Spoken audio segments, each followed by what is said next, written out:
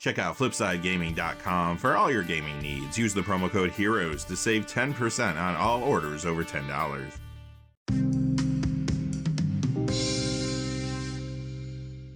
Hey there, this is John from Heroes and Legends, and welcome to this special edition of the Magic the Gathering Market Watch. This is the second episode of the MTG Market Watch's Boom or Bust series. In this series, we're looking at the 10 hottest cards from a number of years ago this week, and we want to see if they continue to rise in value, or if they flopped hard when the hype died down. Last week, we saw the hot cards from 3 years ago. This time, we're going back 2 years during a time when the market was red hot. Did any of these hot cards from this week in June 2021 maintain their value, or will all of these cards be a bust? Quickly before we get that answer though, just a fast reminder, if you go to FlipsideGaming.com, you can use the Heroes promo code to save 10% on orders over $10. Currently, you can pre-order Commander Masters products there. They also have Lord of the Rings, Tales of Middle-earth, and many other things on their website. Remember, if your order is over $100 or consists only of singles, shipping will be free in the United States. Also, whenever you use the Heroes promo code, it does support the channel, which is always appreciated. So thank you, and without any further ado, let's get into it. 2 years ago this week, Meltdown was coming in at number 10. It was going up $3.24 to $5. That was a 184% increase. So you gotta remember that 2 years ago this week, Modern Horizons 2 just came out, and it was causing a ton of cards to spike in what was already a volatile marketplace. In fact, that entire top 10 jumped because of some interaction with cards from Modern Horizons 2.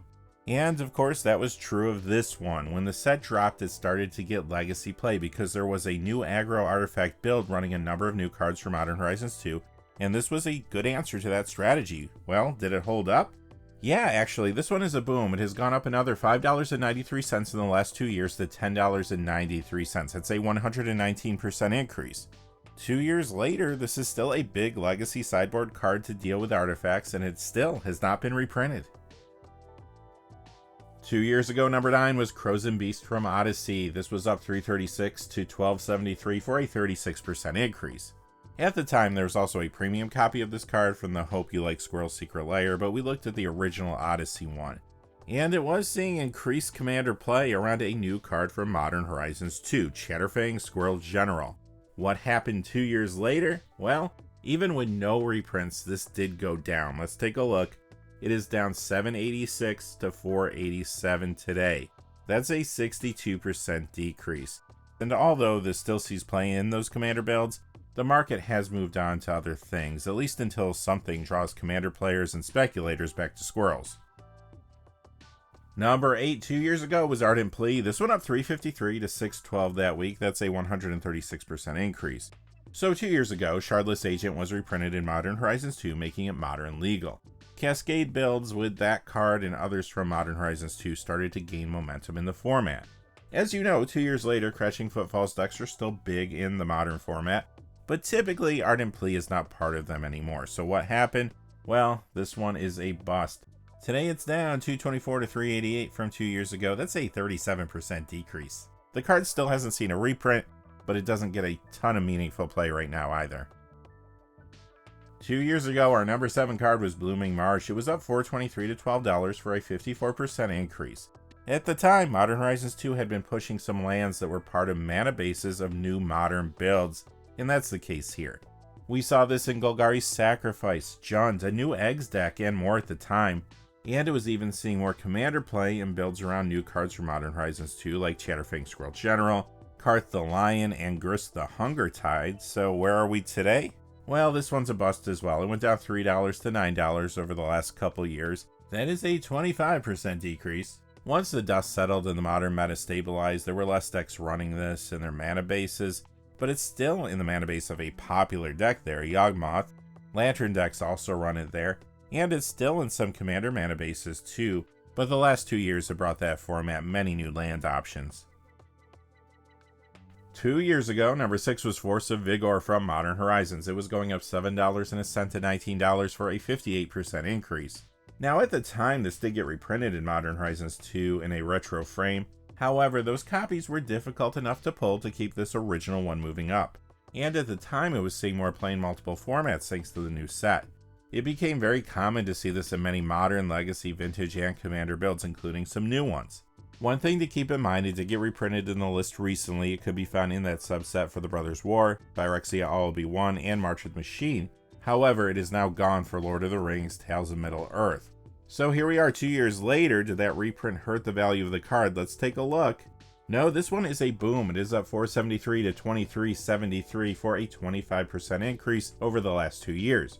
Yes, even with the reprinting, there is growth here. Since this is a modern and legacy sideboard staple, it's also in vintage sideboards and main decks, plus it gets some commander play.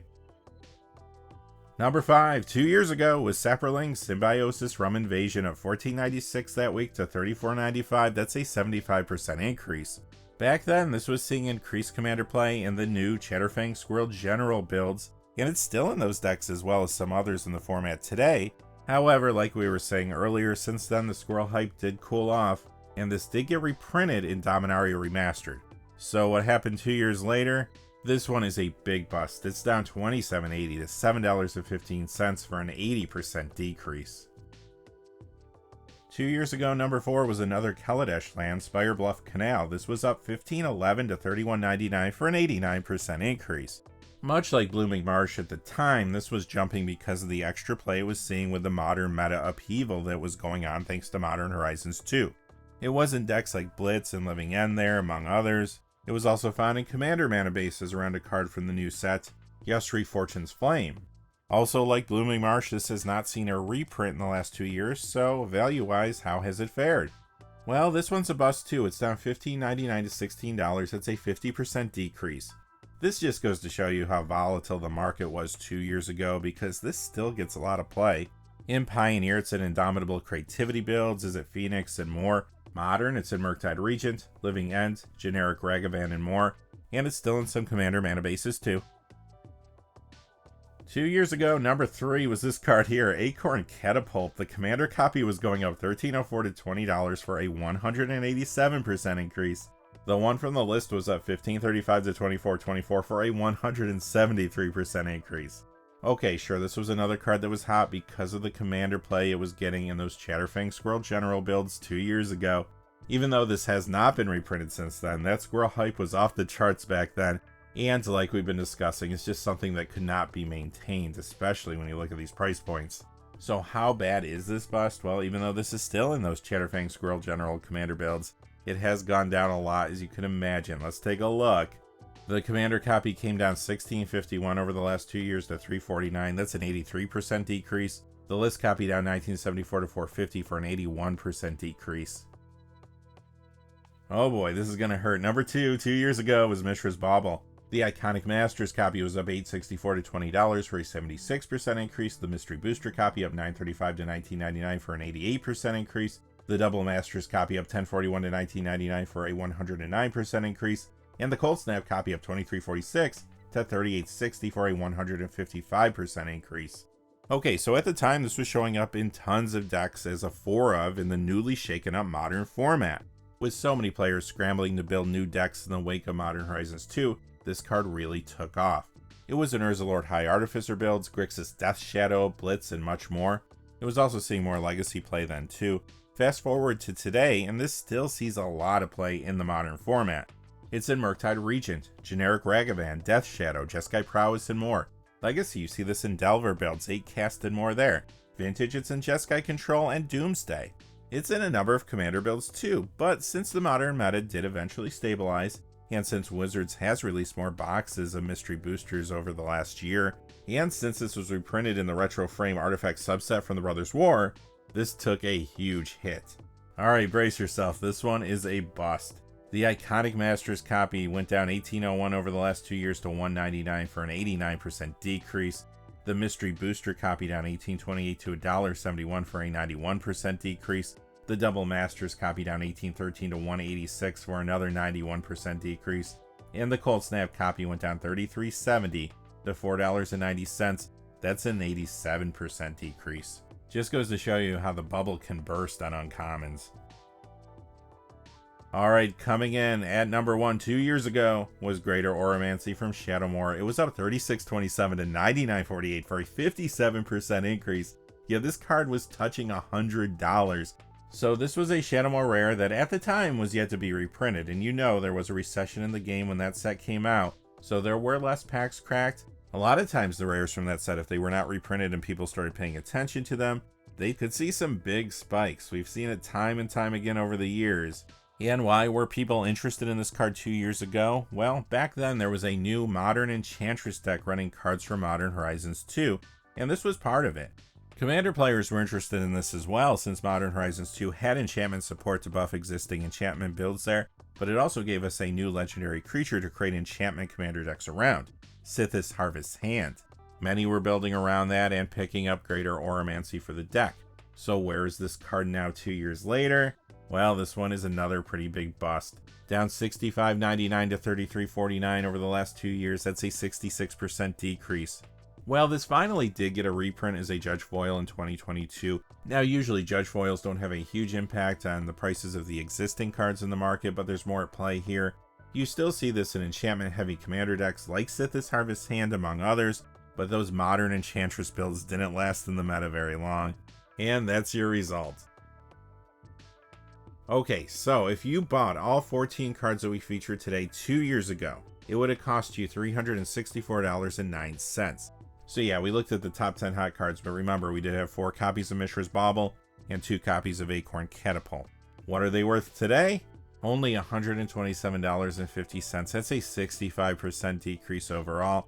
You would have lost $236.59. Now, there was a lot of speculation going on, and a lot of times that speculation was based on gameplay. When they saw cards that they thought modern players or commander players may want, speculators did jump in, tried to grab copies. You see a lot less of that today, a lot less buyouts going on. A lot less people are trying to pick up cards to flip in the short term or in the long term. So long story short, as always, be careful with your purchases. Try not to buy into the hype. Now sure, sometimes there's cards that do go up when hype occurs and they stay up there. That happens. Even a couple of the cards this week were still booms. But more often than not, speculation and FOMO is going to inflate a card price to a very high degree, and that's usually not when you want to pull the trigger and make the purchase. Also, there's a lot more reprints today, but I can't blame reprints for what I saw in this video. Yes, they did play a role in some cases, but a lot of cards that were going down still were not reprinted over the last couple of years. Alright, with that being said, that's going to do it for this episode of the Magic the Gathering Market Watch. Remember to join us this weekend for our regular episode where we look at everything that's happening in the secondary market. But until then, hey, thanks for watching. Please remember to like and subscribe and have a great day. Hey, thanks for watching. This video is made possible through the generous support of viewers like you on Patreon. Check out the description below for links to our Patreon page as well as our Amazon affiliate store, where a small percentage of all sales will also help support the channel. Finally, if you haven't had a chance yet to subscribe, hit that subscribe button so you don't miss any of the new videos on Heroes and Legends. Talk to you again soon, and have a great day.